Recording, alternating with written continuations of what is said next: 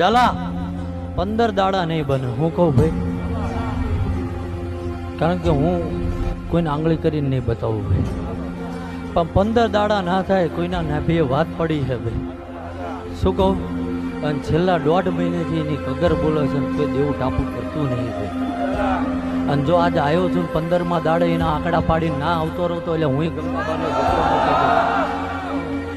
ઝાલા જગત માગે ને હું હાલવા બેહું એવી મારી ખમીરાત નહીં પિન્ટુભાઈ, કારણ કે બે ખોબે ને ખોબે આગ લગીને હાલ્યું છે ભાઈ. આજે કદાચ હિસાબ ના થાય એટલી ગાડીઓ મારી અહીં છે ભાઈ, અને અહીંયા મિલકત ખુલ્લી પડી છે.